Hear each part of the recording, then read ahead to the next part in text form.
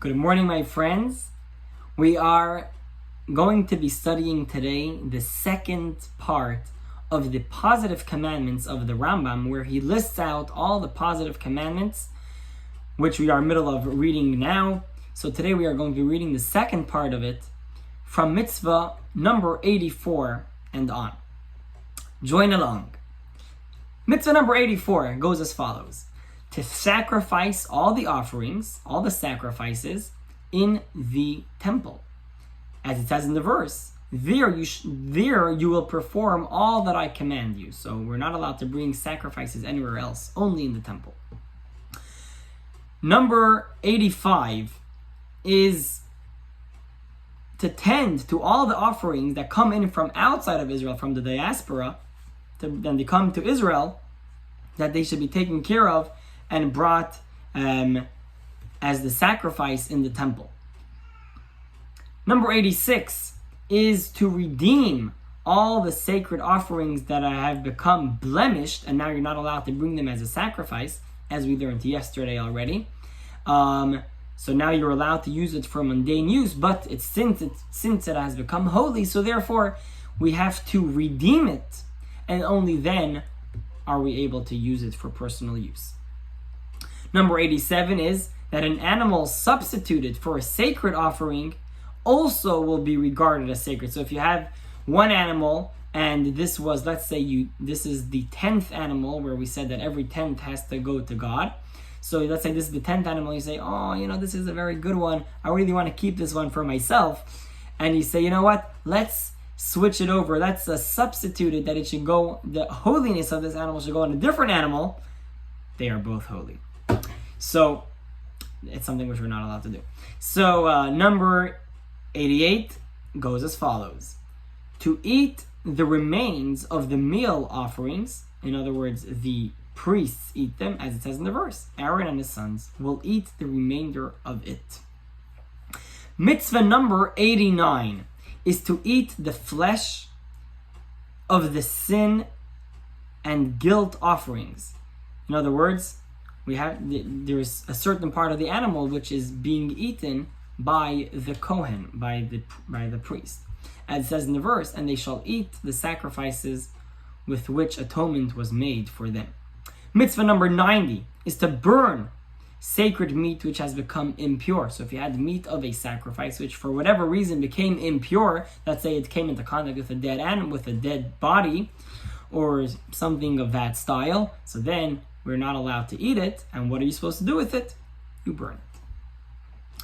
Mitzvah number 91 is to burn the leftovers of the sacrifices. So in other words, every sacrifice that was brought had a certain amount of time, and it was like on a clock, on a stopwatch, and it had a certain amount of time when it was allowed to be eaten, whether it was 1 day, 2 days, etc. When the time came up, poof, it's over. If you didn't eat it till then, it's too bad, and now it has to be burnt. Mitzvah number 92 is for a Nazirite, someone who became a Nazir, and he grew his hair, and now he has a mitzvah to grow his hair long. There was a certain type of vow that a person could take upon himself. As it says in the verse, that he shall let his hair grow without cutting it. Number 93 is that in the end of the days of his Nazirite, he should then cut his hair. Or if it becomes impure and he has to restart it, so then he has to cut it and start again.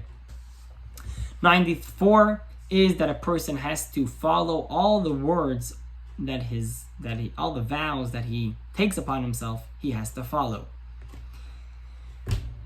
Now 95 is to carry out the laws regarding the nullification of vows as mentioned in the Torah. So there is a way, it's actually in this week's Torah portion, that a person is able to nullify a vow which he has taken upon himself. If he regrets it, he's able to go to get that vow nullified.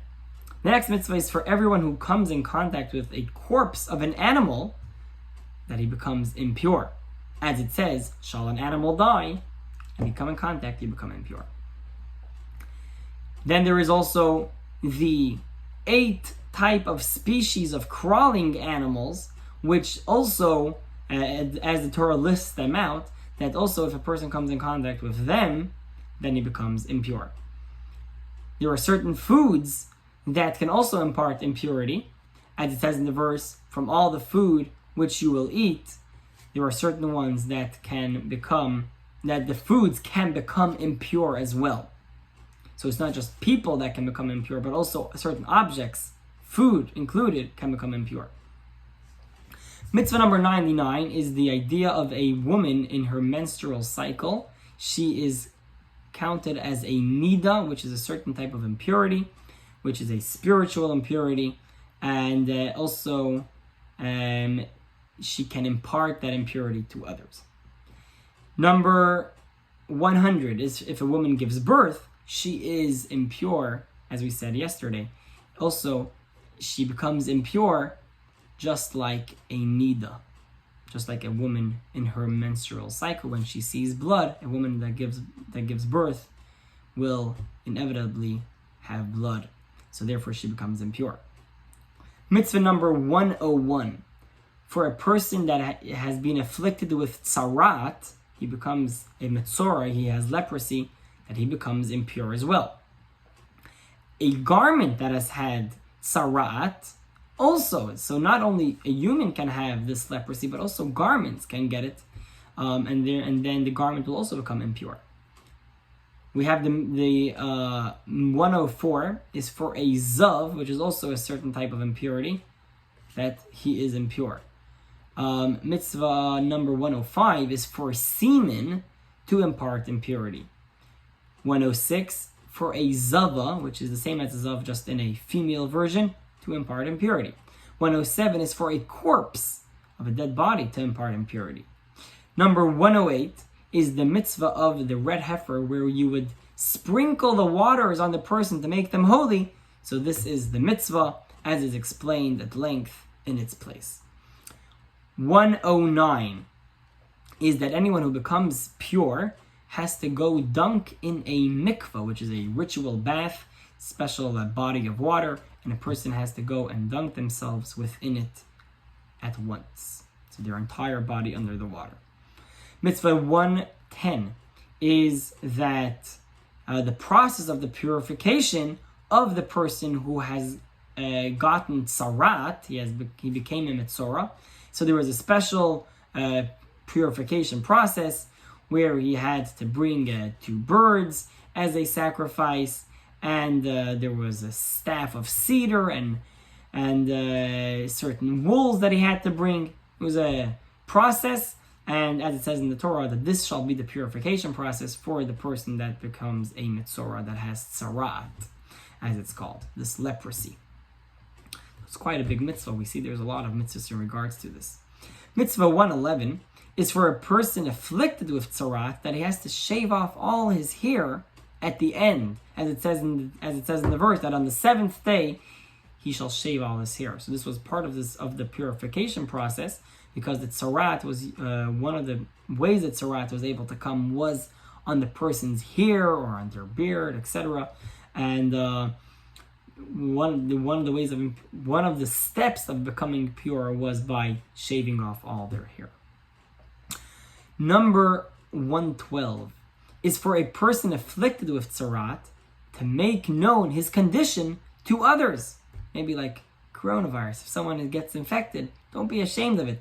Tell people that you're infected. Keep away, so that he shouldn't get anyone else impure. And therefore he tears his garments, his hair grows uncut for that period of time when he is impure, and he shall cry out, I am impure, I am impure, keep off from me. And similarly, anyone else who is impure should make people know that they should let other people know that they are impure, so that they in turn should not become impure from them.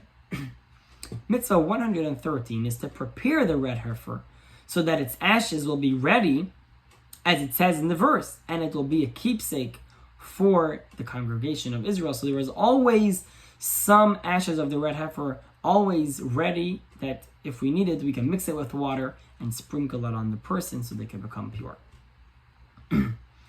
Mitzvah 114 is for a person who makes an endowment valuation. In other words, if a person wants to give God the worth of a specific amount of money as a gift to God, he has to give that amount to God as a gift. As it says in the verse, when a person expresses a vow, he has to do it. Number 115, for a person who makes an endowment valuation concerning a non-kosher animal, to give that amount. If a person gives a certain amount the worth of his house, he has to give that. If it gives the worth of his field, he has to give that. As there are verses for all of these, as it says, when a person does this, when a person wants to give the worth of all of these above mentioned, he has to give them. If a person unintentionally makes use of a sacred object, which he is not allowed to be using it for his own personal use, so by mistake he uses something which is holy, which belongs to the temple, for his own personal use, this is something which one is not allowed to do. So he has to give the worth of this object as a gift back to the temple, plus an extra fifth. Mitzvah 119 is that, and here we're talking about the laws regarding a field.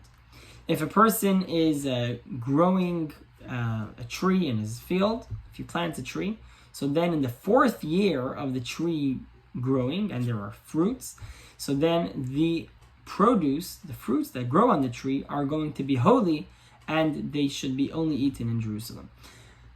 Mitzvah 120 is to leave the corner of your field when you harvest the entire field, and you take everything into the storehouse. You got to leave the corner for the poor people. And also, if you and there's another mitzvah of leket, which is also a similar mitzvah, where you should leave the sides a little bit. Then you have another mitzvah, which is if you forgot, if you gathered all the sheaves of wheat, let's say, and you forgot one sheaf, it's sitting there in the middle of the field, and you forgot it, Torah tells you, leave it there so that the poor people will have what to eat. So it's a very important mitzvah of tzedakah, of charity, all these various mitzvahs. We also have the same mitzvah in regards to grape clusters. This is mitzvah 123. If the incomplete formed grape clusters, you should leave them for the poor. Also, fallen grapes, when you are harvesting and you're taking all the grapes and some grapes fall down, you got to leave them for the poor and for the stranger. This is a positive commandment for all of these above mentioned. Mitzvah 125 is to bring the first fruits to God's chosen house. So if you have a tree and the first fruit of the year grows, so there is a certain procedure what a person is supposed to do, but he's supposed to take that fruit as a gift to God. 126 is to separate the greater teruma, which is to give a tenth of the person's harvest, of the person's earnings, really, to give them as a gift to God. Then you also have to give maaser, which is another part, which is so you have teruma, which is actually, according to Torah law, is a very small amount, actually less than a tenth, my mistake. Maaser, which is a tenth, that goes to the Levite. So teruma goes to the Kohen. Maaser goes to the Levi.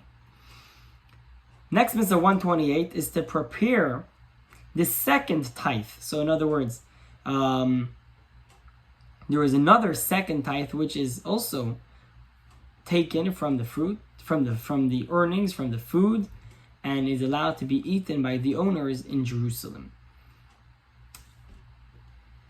The next mitzvah is that when the Levi gets, when the Levi gets the tenth from the Israelite, right? So now the Levi himself has to take a tenth of the tenth and give it to the Kohen. So it's like 1/100th has to go to the Kohen, but it comes through the Levi.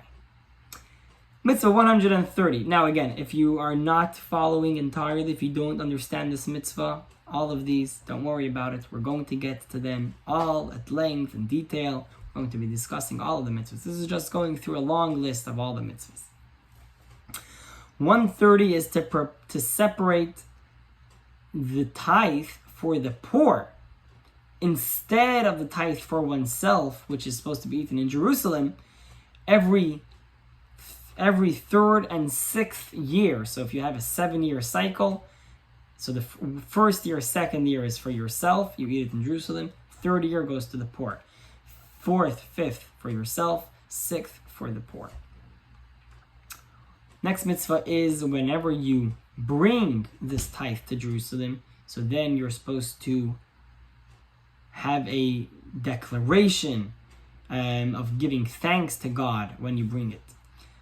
And you have to read, the next mitzvah is to read the verses which it says in the Torah in regards to this. The next mitzvah, which is actually a mitzvah which we do till today, quite a practical mitzvah, is that whenever we bake bread, we should take a little part of the bread as a gift for God and give it to the priest, which is called the mitzvah of challah. Quite a common word. The mitzvah of challah is to separate a certain part and give it to God. As it says in the verse, the first of your dough, the challah, you should separate as an offering. Next mitzvah is to let the land lie fallow in the 7th year. As it says that in the 7th year, you should let it lie fallow and withdraw from it. So this means that in the 7th year, or the year of Shemitah, in the cycle of 7, again, we do not work the land. So one is a mitzvah, a positive mitzvah, that we should let the land be. The next mitzvah is that we should refrain from agricultural work during this year, from plowing and harvesting, and you should rest. So now we have a mitzvah on ourselves that we shouldn't be working. One is for the land that it shouldn't be working. The next mitzvah is that we ourselves should not be working, but rather we can spend our time to connect to God. So every 7th year, it was like Shabbos. So we have 6 days a week we work, 7th day we rest for Shabbos, so we give it over to holiness and spirituality. Similarly, 6 years you work, 7th year is a sabbatical. That's where the term sabbatical comes from. The next mitzvah, 136, is the idea of the Jubilee year. So every 7 times 7, so you have 7 cycles of 7 years, is the year of the Jubilee year, and everything that is applicable in the Shemitah is also applicable in the Jubilee. So then you will have 2 years in a row, because 7 times 7 is 49. So the 49th year is the year of rest, and the year of the Jubilee, which is the 50th year, which is the next one, is also a year of rest. So you have 2 years of rest in a shot.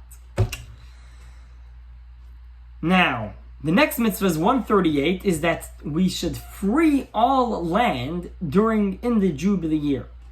Which means that for all your, as the verse says, for all your ancestral lands, there will be a redemption for the land. So in other words, if you were to sell a house or sell a certain property, so then you would see how many years are left to the Jubilee year, because in essence, at the Jubilee year, it's going to come back to you. So it's really like a lease.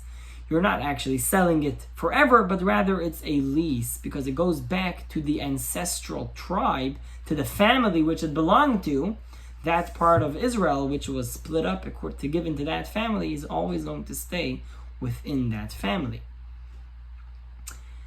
Number 139 is to allow houses in a walled city to be redeemed within a year. As it says, if a person shall sell a residential house in a walled city. So that's a special law within walled cities. Next it says to count the years of the Jubilee year and the Shemitah years which are within it. As it says, and you shall count 7 Shemitah years. So you should count 7 times 7, eventually coming to 50. The next one is that you shall to remit all financial obligations in the 7th year. As it says in the verse, every creditor must remit, which is an interesting mitzvah. But again, we'll discuss all this more at length later on. To seek to collect a debt from a Gentile in the 7th year, as it says, seek to collect a debt from a Gentile. However, what your brother owes you, you must remit. So in other words, if it's from a Jewish person during the 7th year, that loan becomes remitted and becomes nullified. But if it's from a non-Jewish person, so then that loan still stands. 143 is to give the shank bone and the jaw of every animal to, whenever you slaughter an animal for yourself, you should give it to the priest, as it says it in the verse.